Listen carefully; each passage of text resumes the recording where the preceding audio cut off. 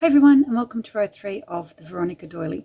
Today we're consolidating the techniques we covered in the first 2 rows, so you get to choose how you'd like to start and finish row 3. Generally I decide how I'm going to start a row based on how many colours I'm using. If I have one colour, I can use a continuous thread method, which immediately eliminates one set of tails. If I'm using 2 colours, I'm going to have tails to hide at the start as well as at the end. So I would begin my round by tatting over tails. Before we begin row 3, we need to look at how we're going to finish it. Our last ring needs to be able to join back to our first ring, meaning we need to make a very small joining space at the base of ring A. We're going to use a safety pin or a stitch marker to do this. Now I've decided to have one colour for row 3, which means I can use the continuous thread method to start. I'm also going to use the magic thread trick to hide my tails at the end, so I'll be placing loops in the first and last chain. If you're tatting over tails, you'll start exactly the same way as you did for row 2. Set your hand up for a ring, and we're making ring A as you normally would. So we have 3 double stitches,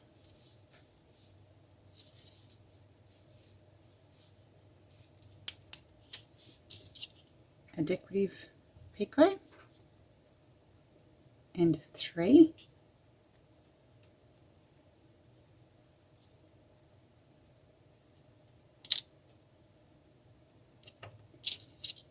and a joining picot, and 6.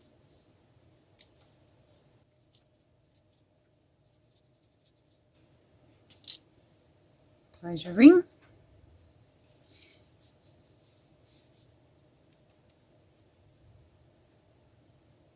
and reverse your work. Our chain has 5 double stitches, a joining picot, and 5 double stitches. Be mindful of your picot sizes in this row. Notice that your ring picots are opposite to your chain picots.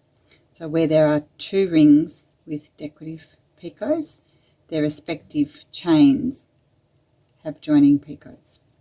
The following ring is joining back to round 2, while its respective chain has a decorative picot.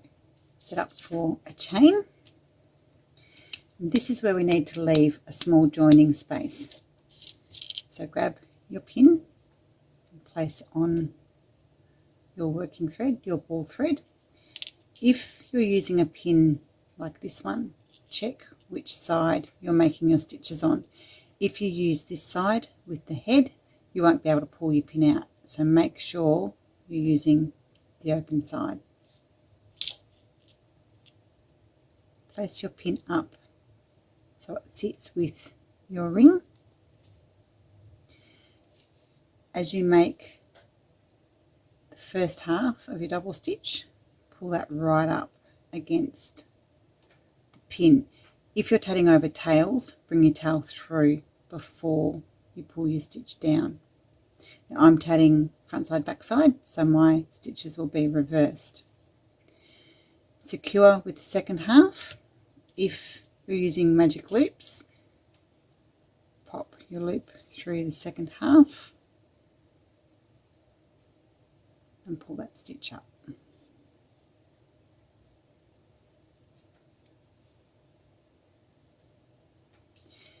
Finish out your chain of 5 picot 5.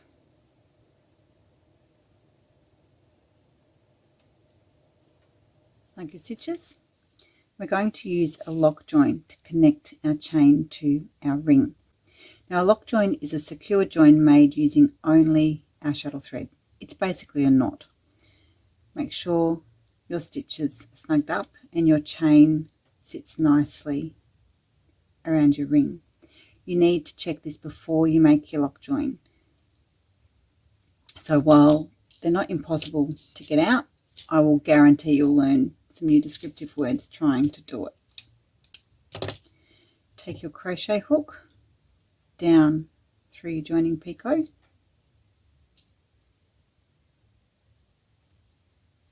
grab your shuttle thread, pull a loop up through your picot.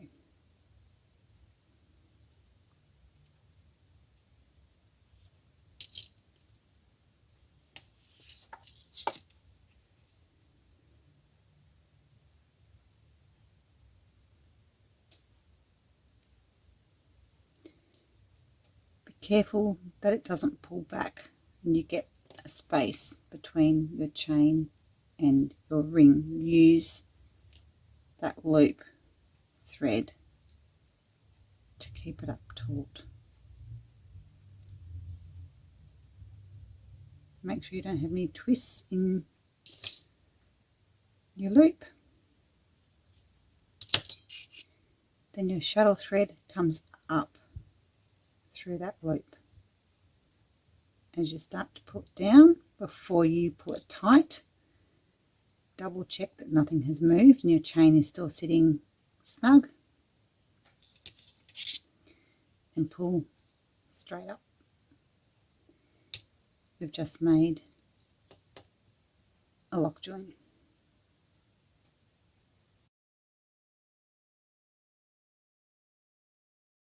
So I've made our ring of 3 picot 3 picot 6. I've turned my work and made the chain 5 picot 5, and now we're ready to do a lock join back to our ring. So your shuttle thread or your ball thread has nothing to do with this join at all. Snug your ring up, snug your chain up, go down through your picot, pull your shuttle thread up,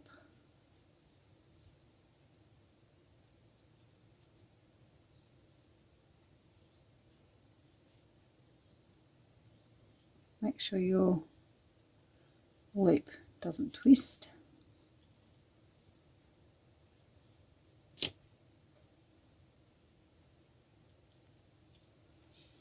and then your shuttle comes up through that loop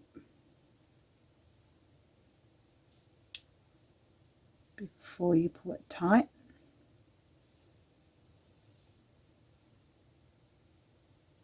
Make sure your chain sits right up against that picot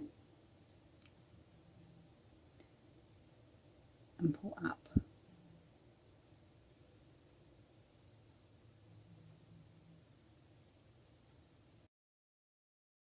Now all of our stitches before our lock join can't slide anymore. We just used our core thread, which is what our stitches slide on, to make a knot.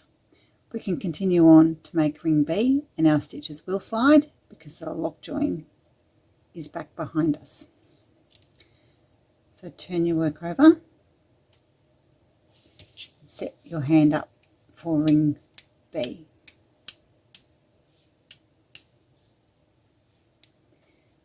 Make the first half of your stitch come down and sit right next to that lock join. Secure it with the second half. And we have 3.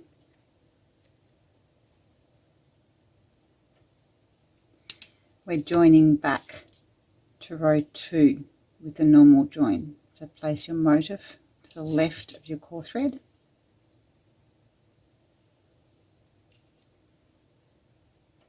Pull up that loop.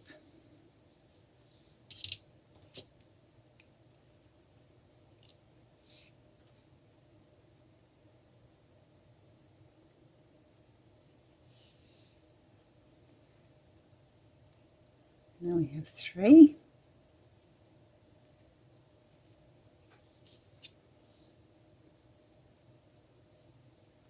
Joining picot and 6.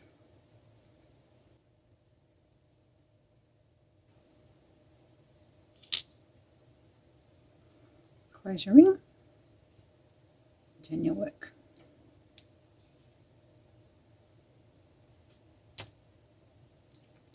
Set up for a chain of 5 decorative picot 5.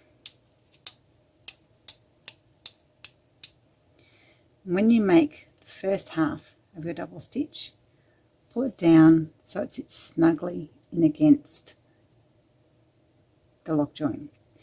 It will also pull this ring around into place.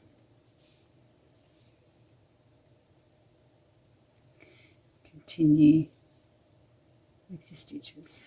We're ready for our next lock join. So snug your stitches, get everything where you want it to be.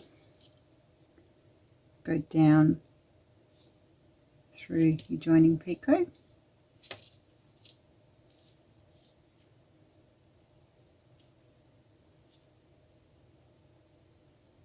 Pull up that shuttle thread.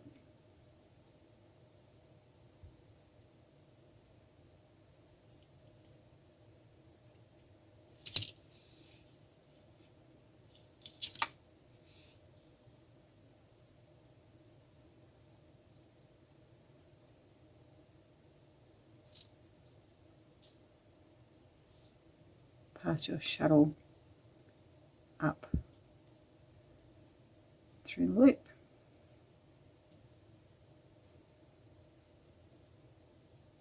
Double check that everything is in place and pull straight up.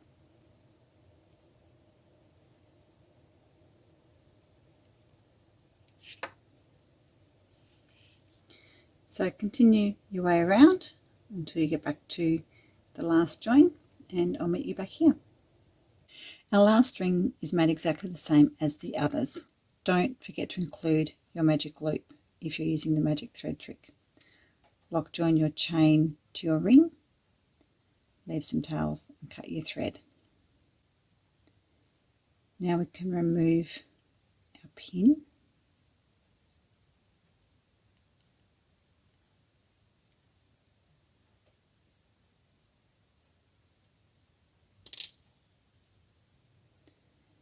And with your core thread, pass that through that loop, take it through to the back.